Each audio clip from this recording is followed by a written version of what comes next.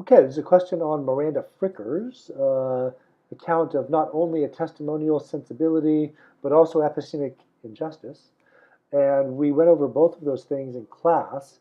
The reading that we've got in the Virtue Epistemology volume really focuses more on the idea of a testimonial sensibility, not as much on the specific details of epistemic injustice, which we had a separate reading from Maitra that offered like a critique of Fricker's account of epistemic injustice, and in the process explained a lot of what that is, that different view of hers.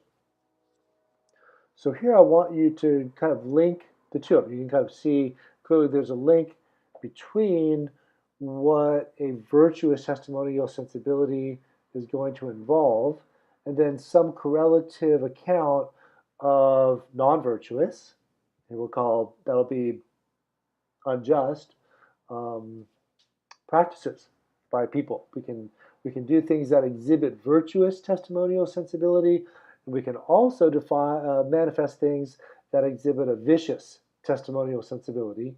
When we exhibit vicious testimonial sensibility, we inflict epistemic injustices upon other people. I would say more carefully, that's one thing that we can do when we exhibit a vicious testimonial sensibility, because we can probably do other things just like harm ourselves. There's also probably some ways of being having a vicious testimonial sensibility that might end up not really harming anybody, possibly. But certainly we can see one manifestation of a bad form of testimonial sensibility is going to play itself out in this phenomenon she calls epistemic injustice. So there's a pretty natural link there.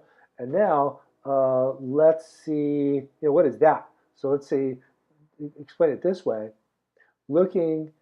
Having looked at Fricker's account of testimonial sensibility in both its virtuous and vicious forms, let's now consider the specific case where vicious testimonial sensibility results in epistemic injustice. What does that even mean? Let's explain that. Let's sit and kind of set the table with the concepts of epistemic injustice that include that testimonial epistemic injustice and hermeneutical marginalization.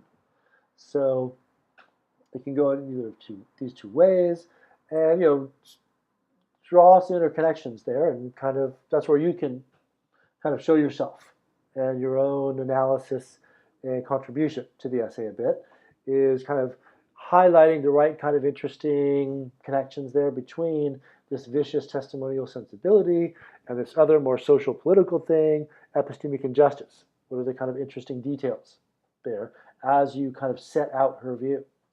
So now, kind of asking you to give some contemporary application, I guess, of the whole thing in general, but really to the latter, this idea of epistemic injustice, in either its hermeneutical form or testimonial form.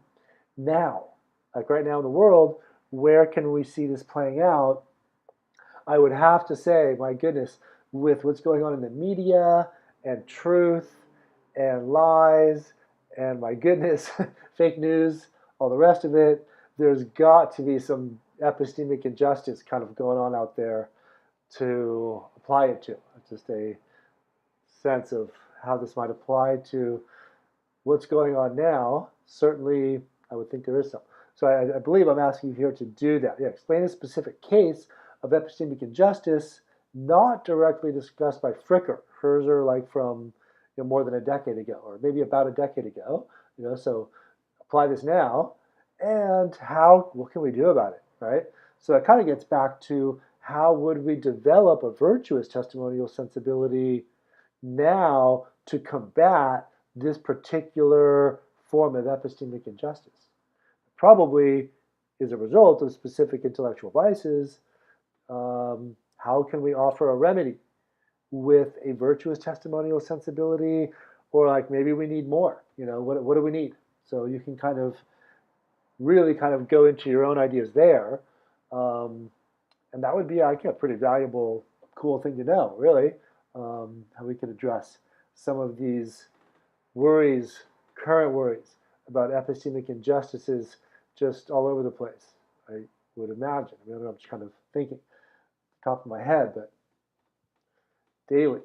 So, I mean, we're speaking here just as, Director Comey was fired from the FBI, and right there, it's just such an interesting kind of interplay between power and information and silencing and just kind of all of these general topics. My goodness. So, anyways, that'll be about it. So that could be an interesting topic.